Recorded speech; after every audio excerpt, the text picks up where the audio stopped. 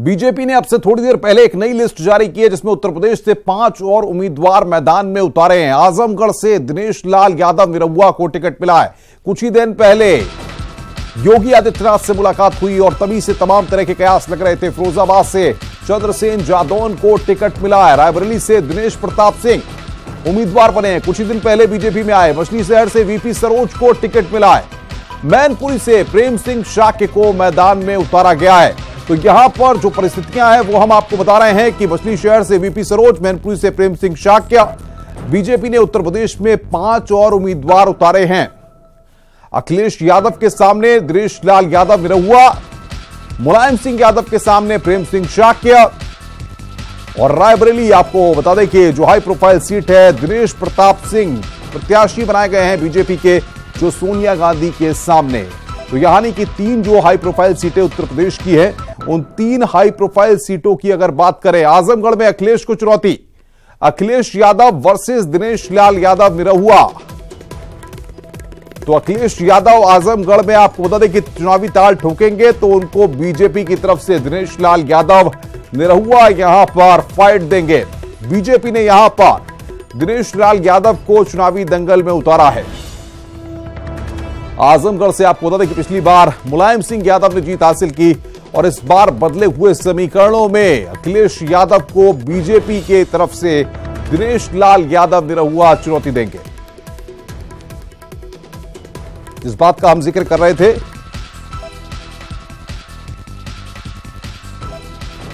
BJP ने दिनेश लाल यादव निरहुआ को प्रत्याशी घोषित किया है।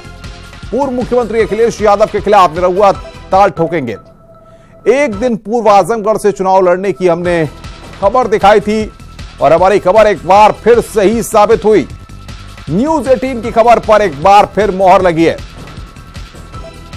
अखिलेश यादव के सामने निरहुआ और अब कांटे का मुकाबला आजमगढ़ का। एक दिन पहले ही न्यूज़ 18 ने इस संदर्भ में खबर दिखाई थी और हमारी खबर पर एक बार फिर मोहर लग रही है। आजमगढ़ और बातचीत करने के लिए हम सीधे रुख करेंगे। हमारी संवाददाता रंजना हमारे साथ सीधे जुड़ रही हैं। रंजना, आजमगढ़ को लेकर बड़ा सस्पेंस की स्थिति थी कि आखिर अखिलेश यादव अगर लड़ रहे हैं वहां से तो उनके सामने कौन चेहरा होगा, बीजेपी किसको वहां से लड़ाएगी। निरहुआ की योगी आदित्यनाथ से मुलाकात के बाद कयास लग रहे थे लेकिन साफ नहीं था। स्थिति अब साफ हो गई है, अखिलेश यादव वर्सेस निरहुआ।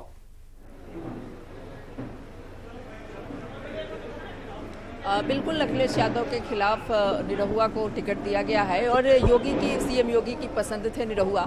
वहाँ पे रमाकांत यादव का नाम काफ़ी दिनों से आ रहा था। रमाकांत यादव ने कहा भी था, थोड़ी सी हल्की सी धमकी भी दी थी एक तरह से कहा जाए पार्टी को, लेकिन ये सारी चीज़ें जो है उस समय बदल गई जब निरहुआ की सीएम से मुलाकात हुई और उसके बाद से ये कयास लगने लगा कि निरहुआ को टिकट दिया जाएगा। न्यूज़ 18 ने ये खबर भी चलाई, प्रमुखता से चलाई और उस पर आज मुहर भी लगी है कि आजमगढ़ से निरहुआ को भोजपुरी जो स्टार हैं उनको टिकट दिया गया और अखिलेश यादव को घेरने की कोशिश की गई है। देखिए वो अगर जाति से देखा जाए तो वो भी यादव है, लेकिन साथ साथ वो भोजपुरी के कलाकार हैं, भोजपुरी स्टार हैं, तो इसको भी लुभाने की कोशिश करेगी। उनकी लोकप्रियता को बीजेपी लुभाने की कोशिश करेगी और जिस तरह से आजमगढ़ में पार्टी ने कैंडिडेट उतारा है अपना, उसको देखते हुए कहा जा सकता है कि जो पसंद रखा गया है वो सीएम योगी के पसंद के कैंडिडेट है निरहुआ और वहां पे आजमगढ़ में चुनौती दी गई है अखिलेश यादव को। यहां पर लेकिन अगर हम बात करें मैनपुरी की, अगर हम बात करें फिरोजाबाद की, अगर हम बात करें रायबरेली की, तो अगर इन पर भी देखा जाए तो रायबरेली हाई प्रोफाइल सीट है। सोनिया गांधी के सामने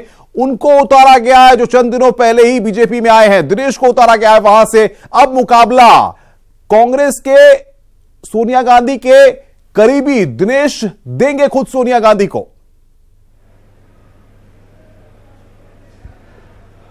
बिल्कुल, जिस तरह से उन्हीं के घर में उन्हीं के व्यक्ति के द्वारा घेरने की कोशिश की है बीजेपी ने, कांग्रेस से पूर्व एमएलसी दिनेश प्रताप सिंह को शामिल कराया गया और उसके बाद उनको रायबरेली में सोनिया गांधी के खिलाफ उतारा गया। तो इस तरह से देखा जाए तो बीजेपी पूरी रणनीति के साथ आ रही है मैदान में दो हाथ करने के लिए। और आज ही बीजेपी कार्यालय में डॉक्टर मुस्लिम को, जो कि गांधी परिवार के काफी करीबी माने जाते हैं और रायबरेली और अमेठी में उनकी अच्छी पैठ है, उनको भी बीजेपी ने ज्वाइन कराया है। तो एक तरह से देखिए तो बीजेपी पूरी रणनीति के साथ सामने आ रही है, चुनावी मैदान में ताल ठोक रही है। और रायबरेली में डॉक्टर दिनेश प्रताप सिंह को, पूर्व एमएलसी को उतार करके बीजेपी ने एक संदेश देने की भी कोशिश की है कि आप ही के लोगों के द्वारा वहां पे घेरा जाएगा।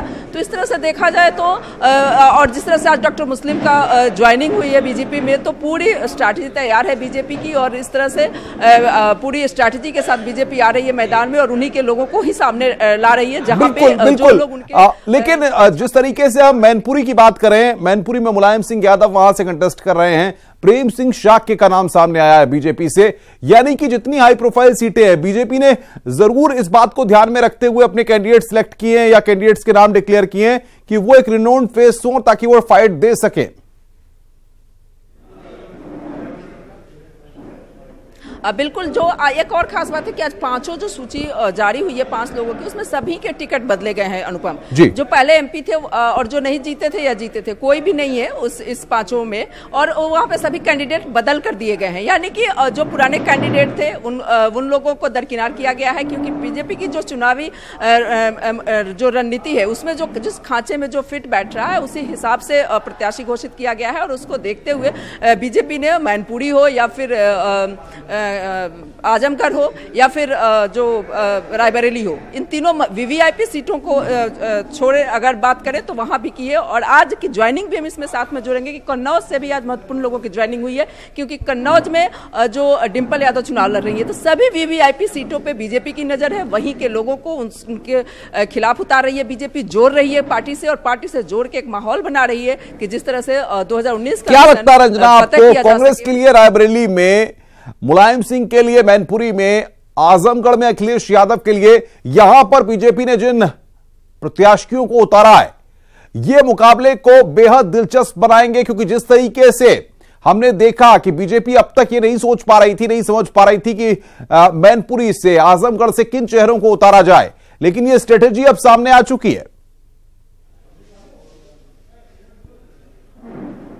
देखिए, मैनपुरी के लिए भी हम कहेंगे कि कल नामांकन का अंतिम दिन था और ये माना जा रहा था कि आखिरकार बीजेपी किसको उतारेगी, क्योंकि काफी देर हो रही थी मैनपुरी सीट पे प्रत्याशी की घोषणा को लेकर के, और आज जाकर के घोषित हुआ है मैनपुरी का प्रत्याशी। तो ये सोच सकता है कि कितनी जहमत उठाई है बीजेपी ने, कितना मंथन किया है बीजेपी ने। और आजमगढ़ सीट पे भी रमाकांत यादव की दावेदारी पहले से चल रही थी, लेकिन ऐसे में दिनेश यादव निरहुआ को उतार करके बीजेपी ने एक मैसेज देने की कोशिश की है कि किस तरह से पूर्वांचल में हम जो वीवीआईपी सीट है उस पर किस तरह से अपना कब्जा करेंगे।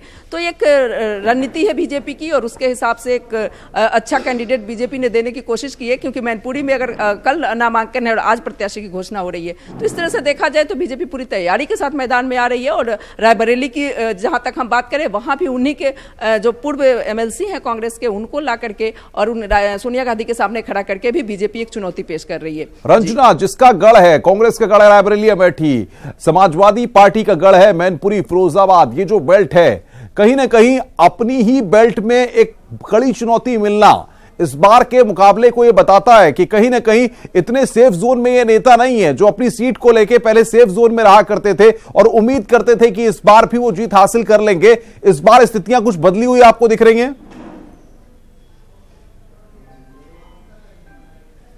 देखिए, मेरा बूथ सबसे मजबूत, जो उद्देश्य लेके बीजेपी चल रही है, बीजेपी का हाईकमान चल रहा है, तो वो बूथ मैनेजमेंट जो है, बीजेपी का बूथ स्तर की जो तैयारी है उस पर फोकस करके बीजेपी ने कैंडिडेट भी उतारा है। तो कहीं ना कहीं बड़ी से वीवीआईपी सीट है, जीत मिले या ना मिले, लेकिन एक टक्कर देना, ये बीजेपी की चुनौती देना बीजेपी की स्ट्रैटेजी है कि जो हम अच्छे से अच्छे प्रत्याशी को उतारे जो टक्कर दे सके बड़े से बड़े नेता को भी। तो जीत हार बाद की बात है अनुपम, लेकिन अच्छा प्रत्याशी देना और अच्छा मुकाबला होना, ये बीजेपी की रणनीति है वीवीआईपी सीटों पे खास करके, क्योंकि उस पे माना जाता रहा है कि उनका वर्चस्व है, वो जीतते आए हैं। लेकिन जो चुनौती है बीजेपी के सामने उस वर्चस्व को तोड़ना, और उसको तोड़ने में बीजेपी आगे बढ़ रही है। और कितना आगे बढ़ेगी, क्या जीत जाएगी, क्या उनको बहुत कम मतों से हराएगी, तो ये देखने वाली बात होगी अनुपम कि किस तरह का चुनाव होता है, किस तरह की रणनीति बीजेपी की कामयाब होती है। और बूथ स्तर पर जो मैनेजमेंट है वो बीजेपी का कितना कारगर है इस चुनाव में साफ होगा, क्योंकि जो वीवीआईपी सीटें हैं वहां तक उनके लोगों को जिस तरह से पार्टी अपने में शामिल कर रही है और उसके बाद जो बूथ स्तर तक उनके कार्यकर्ता पहुंच रहे हैं, तो इसको देखते हुए कहा जा सकता है कि बीजेपी अपनी रणनीति में कामयाब होती है तो परिणाम आने के बाद पता चलेगा। लेकिन हाँ, एक चुनौती पेश करने की स्थिति में जरूर नजर आ रही है। बिल्कुल चुनौती जाहिर तौर पर रंजना, लेकिन एक बात यह है कि बीजेपी ने जिस तरीके से अपनी स्ट्रेटेजी प्लान की है उसके एग्जीक्यूशन में काफी देरी हो रही है, क्योंकि कल नामांकन का आखिरी दिन और उससे 24 घंटे पहले अगर कैंडिडेट नॉमिनेशन के लिए उसको टिकट डिक्लेयर हो रहा है तो सारी चीजों को मैनेज करना और फील्ड में वर्क करना और उस कैंडिडेट के लिए खुद काम करना इतना आसान, इतना वक्त उसके पास नहीं रहेगा।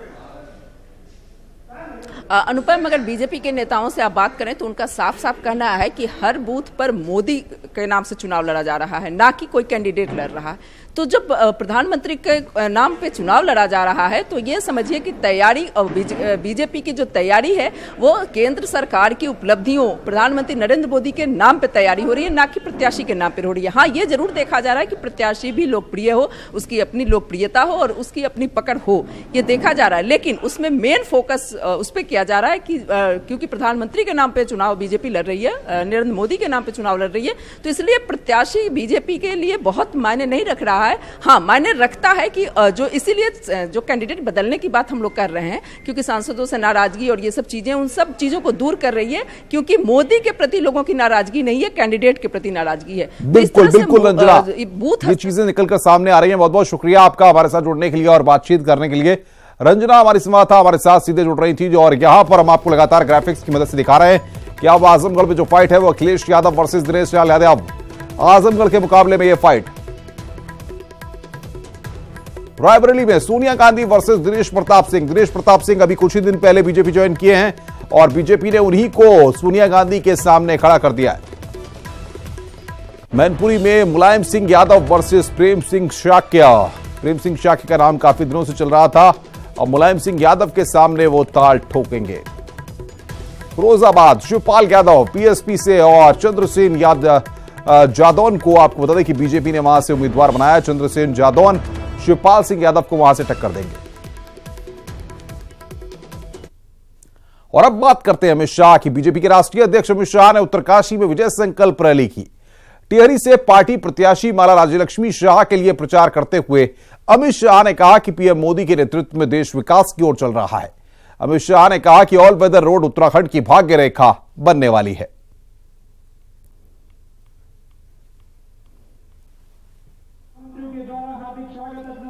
तो उत्तरकाशी में गरजे अमित शाह। विकास के रास्ते पर उत्तराखंड चल रहा है। ऑल वेदर रोड का उन्होंने जिक्र किया, केदारनाथ के कामों का जिक्र किया। मित्रों, उत्तराखंड का विकास 2 दूनी 4 रात 2 दूनी रात चौगुनी बढ़ रहा है। अभी अभी मैं आया, बड़ी कटाई हो रही थी पहाड़ की। मैंने त्रिवेंद्र जी को पूछा, त्रिवेंद्र जी क्या हो रहा है? उन्होंने क्या, अध्यक्ष जी ये 900 किलोमीटर का four way all weather road जो बन रहा है इसका काम चल रहा है। मित्रों, 12,000 करोड़ की लागत से चारों धाम को जोड़ने वाला ऑल वेदर रोड उत्तराखंड की भाग्य रेखा बनने वाला है। भाग्य रेखा देश भर के यात्री जब उत्तराखंड आते थे चिंतित रहते थे कि हमारे परिजन वहां गए हैं, कहीं भूस्खलन होगा, कहीं हिमप्रपात होगा, कहीं बाढ़ आ जाएगी, उनकी सुरक्षा का क्या होगा। मोदी जी ने 2014 में कहा था कि उत्तराखंड की त्रासदी हमने देखी है। अब ये समय नहीं रहा कि हम इसके वैज्ञानिक तरीके से रास्ते नहीं निकाल सकते। एक इस प्रकार के रोड का निर्माण किया जाए जो सारे यात्रियों को सुरक्षित अपने घर तक पहुंचाए, बद्री धाम केदार धाम तक पहुंचाए। मित्रों, एक ऑल वेदर रोड उत्तराखंड की भाग्य रेखा बनने वाला है, यहां के टूरिज्म को आगे बढ़ाने वाला है। इधर उत्तराखंड के मुख्यमंत्री त्रिवेंद्र सिंह रावत ने कहा है कि लोकसभा चुनाव में उनकी साख दांव पर लगी हुई है। सीएम का मानना है कि पहाड़ की 5 सीट भाजपा पीएम मोदी के चेहरे, उत्तराखंड सरकार के काम और राष्ट्रवाद के मुद्दे पर जीतेगी और यह मिथक भी टूटेगा कि जिसकी स्टेट में सरकार होती है उस पार्टी के कैंडिडेट चुनाव नहीं जीतते। हमारे उत्तराखंड एडिटर अनुपम त्रिवेदी के साथ एक्सक्लूसिव बातचीत में सीएम त्रिवेंद्र सिंह रावत ने क्या कुछ कहा, सुनिए जरा। इसमें नित्य नए इश्यू जुड़ते जा रहे हैं। जहां ये चुनाव 55 साल बनाम 55 महीनों से शुरुआत हुई थी। यानी कि भारत सरकार की जो 55 वर्ष की 55 महीने की जो उपलब्धियां हैं, जो नरेंद्र भाई मोदी जी के नेतृत्व में जो सरकार चल रही है, वही कांग्रेस ने 55 वर्ष इस देश में राज्य किया। तो इन मुद्दों को लेकर के शुरुआत हुई थी, लेकिन बीच में कुछ ऐसी घटनाएं हो गई, जैसे पुलवामा का कांड हो गया, उसके बाद एयर स्ट्राइक हो गया, और कैप्टन अभिनंदन का मिग के द्वारा F-16 को उड़ाना, ये ऐसे ही इश्यू जुड़ गए जैसे चुनाव राष्ट्रवाद की ओर बढ़ा है। और उससे प्रधानमंत्री जी की जो ख्याति है, उनका निर्णय लेने की जो क्षमता है और अपने ऊपर जो विश्वास है, देशवासियों के ऊपर जो विश्वास है, वो सारे मुद्दे इसमें जुड़ते चले गए हैं। और उसके कारण आज चुनाव राष्ट्रवाद की ओर बहुत तेजी से बढ़ा है। देखिए, सबसे पहली बात है कि भारत सरकार ने जिस ढंग से काम किया है, चाहे गरीबों के लिए होगा, इंफ्रास्ट्रक्चर के क्षेत्र में होगा, स्वास्थ्य के क्षेत्र में होगा, महिलाओं के कल्याण के लिए होगा, बालिकाओं के संरक्षण के लिए और उनके मजबूती के लिए होगा, जिस तरह से काम किए हैं। और उसके कारण सरकार की कहीं भी एंटी इनकम्बेंसी नहीं है भारत सरकार की। ऐसे ही राज्य सरकार भी आज भारतीय जनता पार्टी की यहाँ पर है। 2 सालों में केंद्र सरकार ने बहुत बड़ी मदद इस राज्य सरकार को की है, और राज्य सरकार ने भी 2 वर्षों में कोई भी ऐसा काम नहीं हुआ कि कभी सरकार की कोई खिलाफत हुई हो, या सरकार के जो लीडर हैं उनका कभी कोई उंगली उठी हो, कोई भ्रष्टाचार का आरोप लगा हो, या काम नहीं करने का आरोप लगा हो। आज दोनों की जो छवि है, एक काम करने वाली सरकार की छवि है। और जो पिछले वर्षों में जो मिथ है ये कि साहब जिस पार्टी की सरकार होती है उसके सांसद आते हैं, इस बार ये सारा मिथ टूटने वाला है। हमने और भी मिथ टूटे हैं। मुख्यमंत्री निवास में पहले मुख्यमंत्री जाते नहीं थे, कहते थे कि भाई मुख्यमंत्री निवास में गए तो वो कुर्सी से हट जाएगा। यूपी में योगी जी के बारे में नोएडा कोई चीफ मिनिस्टर नहीं जाता था, तो योगी जी ने वहाँ भी मिथ तोड़ा है। यहाँ हमने मिथ तोड़े हैं, और इस बार ये भी मिथ टूटेगा कि जिसकी सरकार होती है उसके सांसद नहीं जीतते हैं। इस बार 5 के 5 सांसद, मैं फिर रिपीट कर रहा हूँ, विश्वास के साथ कर रहा हूँ कि 5 सांसद ये भारतीय जनता पार्टी के जीतेंगे। प्रियंका गांधी भले ही लोकसभा चुनाव प्रचार के साथ आपको बताया कि 2022 में उत्तर प्रदेश की सियासी जमीन तैयार करने का दावा कर रही हूं, लेकिन उत्तर प्रदेश से उनकी दूरी उनके सपने को कमजोर कर सकती है। देखिए हमारी रिपोर्ट।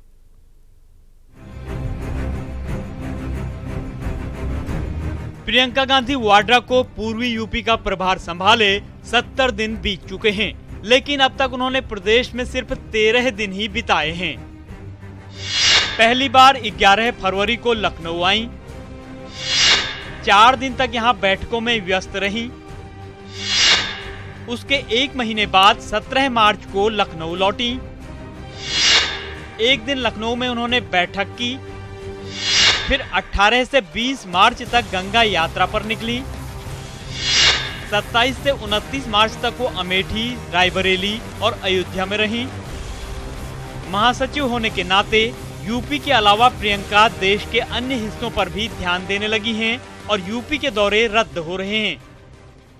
राष्ट्रीय नेता प्रियंका जी का उत्तर प्रदेश के साथ साथ बहुत सारी जगहों पे उनकी डिमांड है, उनकी उपयोगिता है, और बहुत सारी जगहों से उनकी मांग जिस तरह से हो रही है उसमें उनको एक सामंजस्य बनाना है, एक तालमेल बिठाना है, और उत्तर प्रदेश में बहुत जल्द आपको दिखाई देंगी। लेकिन इस बार का फिर वही दौड़ा होगा कि 3-3 दिन और रात चलने का जो उनका एक सिलसिला है, एक उनका कार्यक्रम है, एक उनकी जो एक नई ताकत खासतौर से जनता है, उससे वो जुड़ करके अपनी बात को कहना चाहती हैं। 2 उनके रास्ते हैं, एक तरफ तो कांग्रेस कार्यकर्ताओं से, पदाधिकारियों से संवाद करती हैं, और दूसरे आम जनता से सीधे तौर पर वो कनेक्ट करती हैं।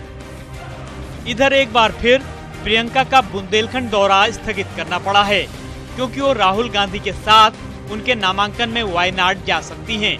उधर चर्चा है कि नवरात्र के दौरान प्रियंका यूपी दौरे पर आ सकती हैं। बिल्कुल वो रहेंगी यहाँ पर, और मैं ख्याल से ज़्यादा समय देंगी। जैसे पिछली बार भी पिछली बार वो आई तो यहाँ पर 3-4 दिन उन्होंने दिया, और उसके बाद क्योंकि उनको और दौरे थे उत्तर प्रदेश के अंदर तो ज़्यादा समय उस पर नहीं दे पाई। बट आने वाले समय में जैसे जैसे चुनाव करीब आता जाएगा वैसे वैसे उनका समय यहाँ पर लखनऊ में ज़्यादा। दिल्ली से रोजाना आना जाना करके प्रियंका यूपी की सियासत साधने के साथ कांग्रेस का कितना भला कर पाएंगी, इस पर प्रदेश के नेता भले ही खुलकर न बोलें, लेकिन उन्हें भी संदेह है। उत्तर प्रदेश की हाई प्रोफाइल सीटों में से एक रामपुर से बीजेपी प्रत्याशी जयप्रदा ने अपना नामांकन दाखिल कर दिया है। जयप्रदा का मुकाबला इस सीट पर सपा के कद्दावर नेता आजम खान से है। जन्मदिन पर जयप्रदा का नामांकन, आजम खान से जयप्रदा की सीधी टक्कर। 23 अप्रैल को रामपुर में होगा मतदान। फिल्मी दुनिया का जाना माना नाम और सियासत में लंबा सफर तय कर चुकी जयप्रदा ने एक बार फिर से रामपुर लोकसभा सीट के लिए अपना नामांकन दाखिल कर दिया। लेकिन नामांकन के लिए जिला मजिस्ट्रेट दफ्तर पहुंचने से पहले जयप्रदा मंदिर से लेकर मजार तक गईं और सब जगह माथा टेक कर अपनी जीत के लिए दुआएं मांगी। जयप्रदा के साथ इस दौरान केंद्रीय मंत्री मुख्तार अब्बास नकवी भी मौजूद रहे। सबसे पहले मैं ये बताना चाहती हूँ कि आज मेरे लिए एक अहम दिन है। मेरे जन्मदिन पर आज मुझे नामांकन के लिए एक अवसर मिला है और मैं धन्यवाद कहना चाहती हूँ कि आदरणीय प्रधानमंत्री जी मोदी जी को हूँ और अमित शाह साहब को हूँ। मैं इस प्रक्रिया को आगे बढ़ाते हुए हम लोग अभी लोगों की सेवा के लिए इस चुनाव को किस तरह आगे बढ़ाना है और रणनीति भी हम तय करेंगे। रामपुर लोकसभा सीट के लिए जयप्रदा कोई नई नहीं है। इससे पहले जयप्रदा रामपुर से 2 बार सांसद रह चुकी है। फर्क बस इतना है कि पिछले दोनों चुनाव में जयप्रदा ने समाजवादी पार्टी के टिकट पर चुनाव जीता था, लेकिन बाद में आजम खान से अमर सिंह के रिश्तों में आई कड़वाहट के बाद उन्होंने समाजवादी पार्टी छोड़ दी थी। 2014 में जया बागपत से चुनाव लड़ी और हार गई, लेकिन इस बार वो बीजेपी में शामिल होकर रामपुर लोकसभा सीट से फिर चुनावी मैदान में है, जहां उनका सीधा मुकाबला सपा के स्थानीय और कद्दावर नेता आजम खान से होगा। Bureau report, news 18। पुराने दिनों को याद कर जयप्रदा रामपुर में आज भावुक हो गई।